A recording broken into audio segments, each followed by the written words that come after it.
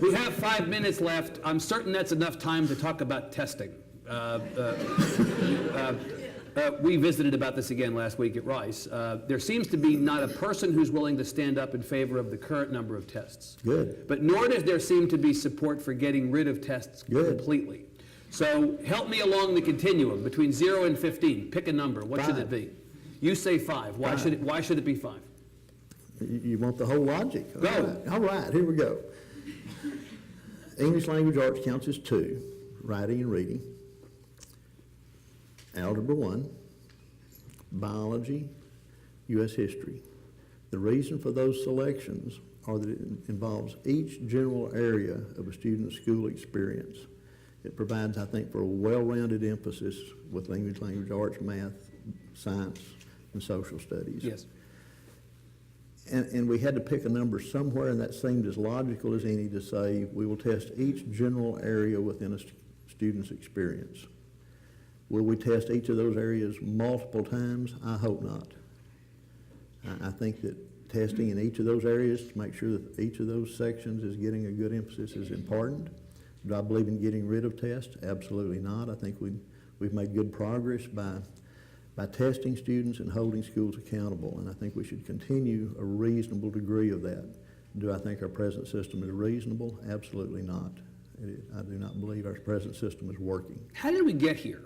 I keep asking people who are angry about testing on both sides, and they keep doing this like in the cartoons. Nobody actually wants to take responsibility for how we got to this point. Part of the reason the House is so intent on this issue is that when that bill was originally done, I was not part of the conference committee, or back then hardly knew what was going on, to tell you the truth. My understanding is that bill left the House with 2 tests in it, and by the time the conference committee was over, it had 15. And how did we get from 2 to 15 in the conference committee? I have no idea. Really? No earthly idea. Does anybody know? Who can I ask about this? No idea. No idea. It's amazing that something that has become so uniformly reviled in this state, I think we're up to 86% of school boards representing 91% or 4.4 million enrolled public school students now pass resolutions these school boards have against testing, but no one can seem to tell me or tell anybody how we got here. Conference committees are just wonderful places. It's the damn conference committee. That's what did it, wasn't it? Okay. But to the solution. Yeah. I think it's time to reel back in the testing. Yep. And I think that when we do that, you also affect the school accountability rating system. Right. You affect the graduation. Well, in fact, your House Bill 5 is actually looks to overhaul the accountability system. rating. You want to go to A, B, C, D, F. Actually, we're going to probably remove D because we found that nobody uses Ds anymore. Really? Now we're going to go to A, B, C, F. and F. A, B, C, and F probably. Right. At the end of the day. So anybody who got a D would be graded on a curve or would be bumped down? How would that work? They're going to be bumped down. They're going to be bumped down. So if you don't make a C, passing is now C. A, B, and C. You're a tough grader. I think schools ought to perform. Right. What guarantees can you give me that their system is not going to be rejiggered to make every, there was a elementary school field day quality to the Texas performance measure that was introduced by TEA. Everybody got a medal, right? One year, all of a sudden now, how many schools were suddenly exemplary or recognized? It was some ridiculous amount. It was immediately not credible, and the backlash against it was so great that they scrapped the thing in record time. How is this system going to be any better than the system that's been in place, and how can you guarantee us that it's not going to get gamed the way the other system got gamed?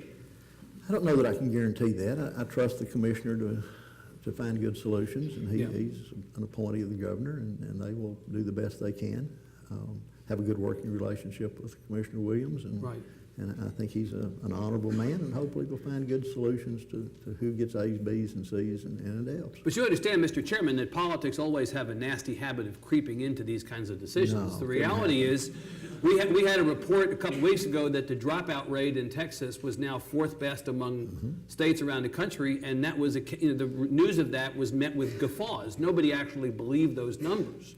And the question is... Wait a minute. I believe those numbers. You believe those numbers? I believe those numbers when you use the methodology that is now the federal state-to-state comparison. Right. Those are comparison numbers from state to state. So the problem may be that all the states... Not all the states were using the same measuring stick. Yeah. And the same is true with NAEP. The same is true with, when you have a standard measuring stick across the nation, Right. it becomes a little clearer whether somebody's doing well or not doing well. And I think we're, compared to other states, we're doing pretty well in that category by that measuring stick. Right. Do you think those numbers isolated from the other 50 states are an accurate reflection of our graduation rate in Texas?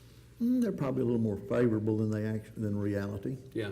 I guess the point of this, Chairman, is how do you take a rating system, or how do you take dropout statistics, how do you take any numbers and give an accurate picture to the citizens of the state who, after all, deserve to know how public education is doing? I think it's more concerned to people how their local school is doing. And we have an oversight function here in the state to look at state function. Yeah. But really, the concern comes down more locally, I think. How a campus is doing, how a district is doing. And I'm one of those guys that pretty much trusts the local communities. As many mistakes as we see them make at times, a local decision only affects local people. Mm-hmm. When we make a mistake at the state level, it affects everybody. And so I'm a big believer that you need to push those decisions down, and HB 5 attempts to push some of those decisions down to the district level, if not below that. And I think part of our dilemma has been trying to take a one-size-fits-all across the state, and I want to try to get away from that.